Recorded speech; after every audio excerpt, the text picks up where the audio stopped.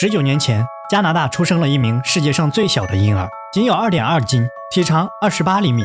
卡拉迪被称为拇指姑娘，医生诊断她患有原始侏儒症，头部先天损伤，很难存活。但没人能想到，她不仅很好的活了下来，还在7岁时主演了一部电影。影片的开头，威尔在树下的草丛里发现了异样，他双手捧了起来，他不敢相信自己的眼睛，这是一个仿佛早产的婴儿，只有巴掌大小，金色的头发，但还长了一双毛茸茸的翅膀。威尔匆匆将婴儿带回了家，他和妻子商量着要不要报警，但身为观鸟爱好者的威尔认为，长了一双翅膀的小家伙似乎更像是鸟类，于是他们把他留了下来。医生没有小孩的妻子对小家伙格外照顾，并给他起了一个漂亮的名字维也纳。他们在网上购买了婴儿车，由于没有合适的衣服，妻子缇娜只好剪下洋娃娃的布料，给维也纳做了合身的小衣服。为了遮挡住怪异的翅膀，还浪费了一双毛线袜。夫妻俩还推着维也纳外出，一群富人见到如此娇小的孩子也不觉得奇怪，还打算将它拿起来看看，不过被妻子匆忙推走。就这样过了几个月，维也纳似乎长大了许多，也开始扑腾起自己的翅膀，颤颤巍巍地飞了起来。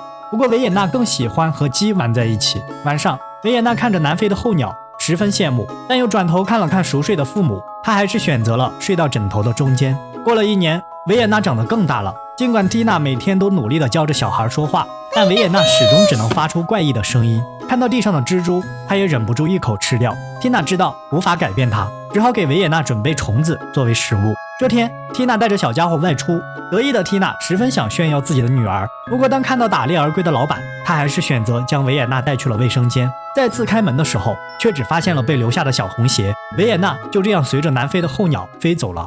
小女孩努力挥动着自己的翅膀，可她是第一次学习飞翔，不久便体力不支掉了下来，却正好掉在了柔软的床上。母亲缇娜思念着维也纳，随手便吃掉了女儿最喜欢的食物。威尔见妻子魂不守舍，便决定出发寻找飞走的维也纳。而维也纳在这一家却遇到了库奇，一位单身父亲的女儿。他十分羡慕长着翅膀的维也纳，因为他的父亲对他只有严厉的苛责。库奇带着维也纳离家出走，他要像鸟儿一样自由。维也纳能轻松飞上大树，两人就这样睡着了。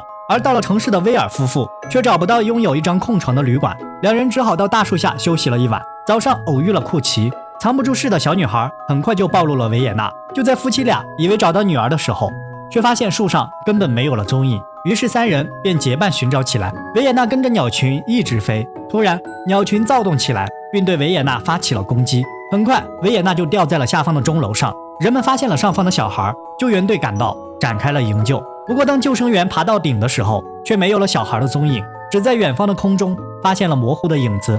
威尔在电视新闻中发现了线索，他们来找到了救生员。救生员认为小孩一定是被老鹰叼走了，他充满了自责。威尔夫妇却说孩子一定还在，于是救生员也加入了寻找维也纳之旅。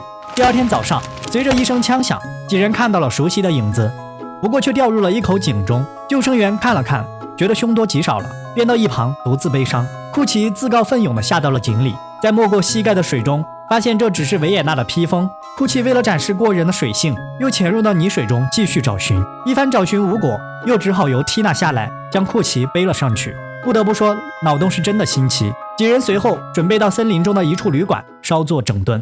小男孩正在睡觉，却听到床下传来了奇怪的声音。他找来了新朋友库奇，库奇发现这就是他们找寻多日的维也纳。三人就这样在床下睡了一晚。第二天早上，库奇找来了威尔夫妇，不过可惜的是，窗户大开，维也纳再次飞走了。库奇终于认识了可以穿一条裤子的伙伴，他与几人作别，打算留在此处。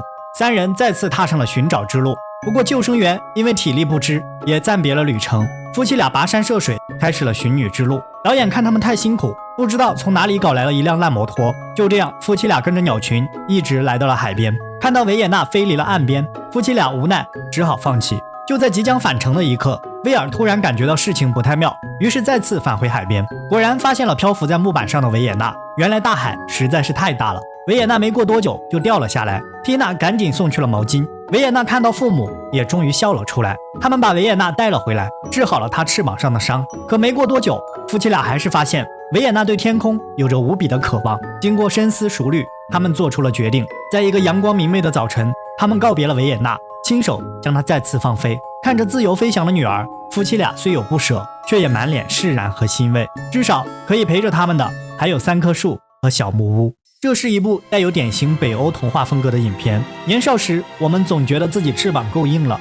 总想着飞向远方，却不知父母的担心。可每个人都有自己的路要走，有自己的梦想要去追寻。与其躲在房间里，要用斗篷遮住翅膀，不如勇敢一些，去找寻属于自己的南方。现实中的拇指姑娘已经成年，虽然她比10岁的弟弟都要矮上许多，但这并不妨碍她努力学习和生活。让我们祝福她拥有一个灿烂的人生。我是说影先生，下次分享再见。